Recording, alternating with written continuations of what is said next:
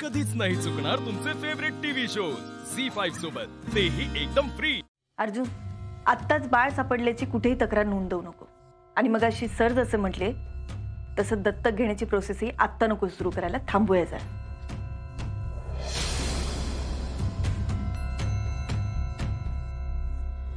ए आप्पे, तुला नेमकं म्हणायचंय काय ग? हा, तुला वाटतंय ना त्या रुपालीला बाळ मिळू नये म्हणून? हा, हे मला लय आधी लक्षात आलंय बघ।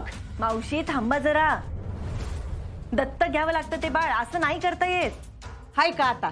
अगं त्या बाळाच्या आईबापानं त्या बाळाला टाकलंय म्हणलं आपण घेऊ शकतो का नाही? हा, आणि आपण सगळी मिळून त्याची काळजी घेतोय।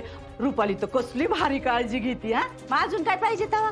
अहो हे झालं आपलं, पण दत्तक घ्यायचं असेल तर त्याचे वेगळे नियम आहेत, वेगळ्या अटी आहेत त्याच्या। आले मॅडमचे नियम, आता काय खरं नाही। आता मजा आहे सुजा, मी काय म्हणलो? अरे एक मिनिट थांबा रे, किती वाचा वाचा करताय? अरे बोलू दे की तिला, बोलतीये ना ती। आप्पे बोल, तू सांग काय म्हणत होतीस? सरकार हे बघा, आपल्याला जर बाळाला दत्तक घ्यायचं असेल तर त्याची वेगळी प्रोसेस आहे, त्याचे वेगळे नियम आहेत आणि ते खूप किचकट आहेत। पण जर का आपण ते सगळं केलं ना तर पुढे आपल्याला भविष्यात काही त्रास होणारच नाही। ती काय आप्पे? बाबा हे बघा, या सगळ्यासाठी ना आधी नोंदणी करावी लागते, मग सरकारी लोक आपल्या घरी येतात आणि होणाऱ्या आईबाबांचे काही कागदपत्र असतील ते चेक करतात, त्यांच्या आजूबाजूच्या लोकांची चौकशी करतात, घर बघतात आणि सगळ्यात महत्त्वाचं म्हणजे होणाऱ्या आईबाबांचा इंटरव्ह्यू घेतात। अयो, इंटरव्ह्यू म्हणजे मोठी भानगड आहे आता। मला त्याच एका गोष्टीची भीती वाटतेय, म्हणजे सरांसाठी नाही पण त्या इंटरव्ह्यूमध्ये ताईंनी जर काही जरी गडबड केली आणि काही उलटे सुलटे उत्तरं दिले ना तर गडबड नको व्हायला। जर त्या लोकांना कळलं की यांची तब्येत ठीक नाहीये तर ते बाळ घेऊन जातील, पर्यायीने आपल्याकडे बाळ नाही राहू शकणार याची भीती वाटते।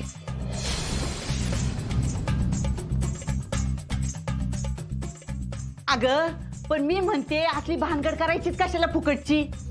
अगं वय की आप्पे, नाही नाही बरोबर आहे तिचं। उद्या जाऊन जर पुणे आडकाठी घातली तर केवढी अडचण होईल तिची। उद्या जर त्याचे खरे आई वडील आणि आपल्यावरती आरोप लावला की आमचं बाळ चोरलं, मग काय करणार आहे? नाही नाही नाही नाही, ते तर होणारच नाही। किती वेळा सांगितलं की त्या पोराला त्याच्या आईबापाने टाकून दिलंय म्हणून। आप्पे तूच सांग काय करायचं? सरकार हे बघा, मला आता सध्या फक्त एक पर्याय वाटतोय, तो म्हणजे ताईंना आपण लवकरात लवकर हॉस्पिटलमध्ये नेलं पाहिजे आणि आपण त्यांच्यावर उपचार सुरू केले पाहिजे। मग त्या एकदा का बरं झालं ना की मग आपण पुढे ही दत्तक घेण्याची प्रोसेस आपण सुरू करूया। बया बया बया बया, अप्पे अगो किती ग तू आतल्या गाठीचीस? हा, आता मला कळतंय तू हे सगळं का करतीस ते। त्या रुपालीनं तुला बाळाला हात लावू दिला नाही ना, हा, म्हणून तू कायद्यामध्ये आणतीस होय ग? हा, तुला बघवत नाही हे सगळं? ओ मावशी, वाटेल ते बोलू नका हो। काय वाटेल ते बोलू नका।